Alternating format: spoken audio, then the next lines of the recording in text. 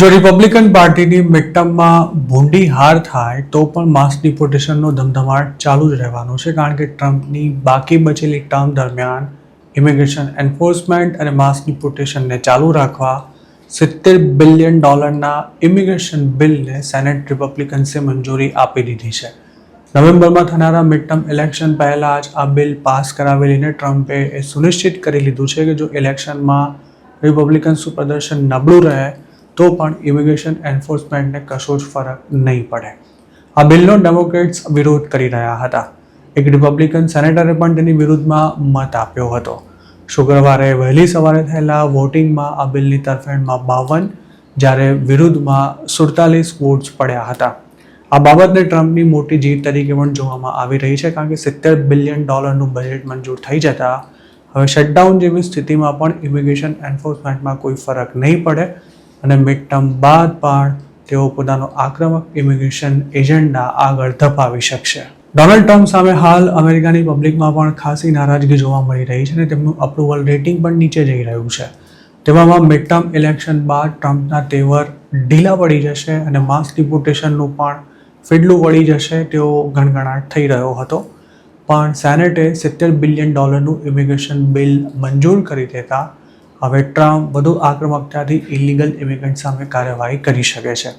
જાન્યુઆરીમાં મિનેસોટામાં immigration enforcement દરમિયાન 2 American સિટીઝનને ગોળી મારવામાં આવી ત્યારથી જ ડેમોક્રેટ્સે આઈસ અને બોર્ડર પેટ્રોલના ફંડ સામે અડચણો ઊભી કરી હતી.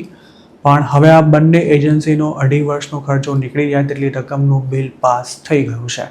આમ તો ડેમોક્રેટ્સના સપોર્ટ વિના આ બિલ પાસ થાય તેમ નહોતું, પણ ઘણા દિવસો સુધી તેને પેન્ડિંગ રાખ્યા બાદ રિપબ્લિકન્સે એક અટપટી પ્રક્રિયા દ્વારા $70 બિલિયન બિલને પાસ કરાવી લીધું છે. માસ ડિપોર્ટેશન ડોનાલ્ડ ટ્રમ્પના પોલિટિક્સનું અભિન્ન અંગ છે. છેલ્લે જો પોતાનાથી કંઈ ના થાય તો પણ ટ્રમ્પ આ મુદ્દાને આગળ ધરી પોતે ઇલીગલ ઇમિગ્રન્ટ્સને કાઢી મૂકવા કેટલી આક્રમક કાર્યવાહી કરી છે તેવા દાવા કરીને પણ લોકોના વોટ માંગી શકે છે.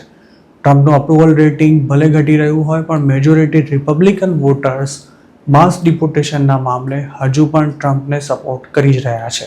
આ ઉપરાંત મિડટર્મને હવે ગણતરીના મહિના બાકી રહ્યા છે અને ટ્રમ્પ પર હાલ જોરદાર પ્રેશર પણ છે.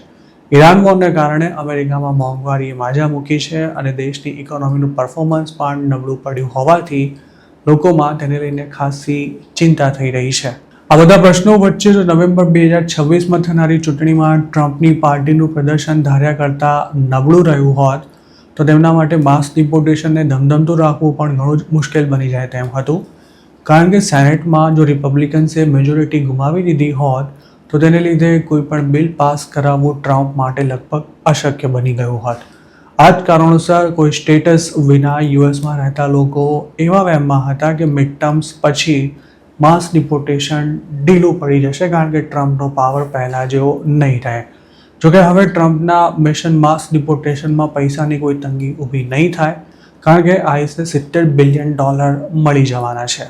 આમ તો શટડાઉન વખતે પણ આઈસના એજન્ટ્સનો પગાર ચાલુ જ રહ્યો હતો, પણ $70 બિલિયન બિલ મંજૂર ન થયું હોત તો ડિપોર્ટેશન ફ્લાઇટ્સ ઓપરેટ કરવાનું અને ડિટેન્શન ફેસિલિટીઝને એક્સપાન્ડ કરવા સહિતના અત્યંત ખર્ચાળ કામો પર ચોક્કસ તેની અસર જોવા મળી હોત. અમેરિકામાં રહેતા એક ઇલીગલ ઇમિગ્રન્ટને ટ્રેક કર્યા બાદ તેની ધરપકડ કરી થોડો સમય જેલમાં રાખીને ડિપોર્ટ કરવાનો એવરેજ ખર્ચો $18,000 જેટલો આવે છે. ટ્રમ્પ ચાલુ વર્ષમાં 1 મિલિયન લોકોને ડિપોર્ટ કરવા માંગે છે. તેવામાં જો બજેટ સમયસર પાસ ન થાય તો આઈસનું કામકાજ પણ રખડી પડે તેમ હતું અને માસ ડિપોર્ટેશનનું કામકાજ પાટા પરથી ઉતરી જાય તો ટ્રમ્પ માટે પોતાના વોટર્સનો સામનો કરવો પણ મુશ્કેલ બની શકે તેમ હતું. 2026માં માસ ડિપોર્ટેશન કોઈ હોહા વિના જ એકદમ ચૂપચાપ કરવામાં આવી રહ્યું છે. આ બાબતે મીડિયામાં પણ કોઈ હોબાળો ન થાય તેને લઈને DHS અને અમેરિકાની સરકાર ખાસા એલર્ટ થઈ ગયા છે. આ જ કારણે મોટી ઇમિગ્રેશન રેડ્સ કરવાનું પ્રમાણ ઘણું ઓછું થઈ ગયું છે. જોકે સાઉથ કેરોલાઇનામાં એક બિઝનેસ પર તાજેતરમાં જ આઈસે રેડ કરતા 2 મેનેજર્સ અને 48 વર્કર્સની ધરપકડ કરી હતી. આ રેડ બુધવારના રોજ એવવેલ કાઉન્ટીમાં કરવામાં આવી હતી.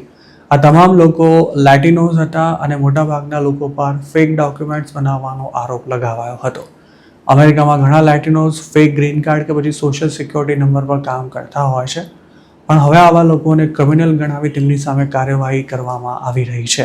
એક તરફ આઈસ અને બોર્ડર પેટ્રોલનું $70 બિલિયન સ્પેન્ડિંગ બિલ મંજૂર થઈ ગયું છે, તો બીજી તરફ DHSએ ડિટેન્શન કેપેસિટી વધારવા માટે જે વેરહાઉસીસ ખરીદ્યા હતા તેમજ રિમોટ ફ્લાઇટ ચલાવવા માટે જે એરક્રાફ્ટ પરચેસ કરાયા હતા તેને હવે વેચી દેવાની પણ તૈયારી ચાલી રહી છે.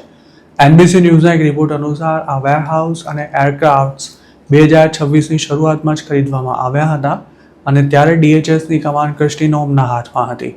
જોકે આઈસ બાબી તરીકે ઓળખાતા ક્રિસ્ટી નોમ ઘણા સમય પહેલા જ ઘર ભેગા થઈ ચૂક્યા હોવાથી હવે તેમણે જે ખર્ચા કર્યા હતા તેને રિકવર કરવા માટે કવાયત શરૂ કરાઈ છે. DHSએ જે વિશાળ વેરહાઉસીસ ખરીદ્યા હતા તે એટલા મોટા હતા કે તેવા એક વેરહાઉસમાં 8 થી 10,000 ઇલીગલ ઇમિગ્રન્ટ્સને ડિટેન્શનમાં રાખી શકાય તેમ હતા. જોકે આ વેરહાઉસ વેચવા માટે ફેડરલ ગવર્મેન્ટ દ્વારા હજુ સુધી કોઈ સત્તાવાર જાહેરાત નથી કરાઈ કે ન તો તેના પર આખરી નિર્ણય લેવામાં આવ્યો છે.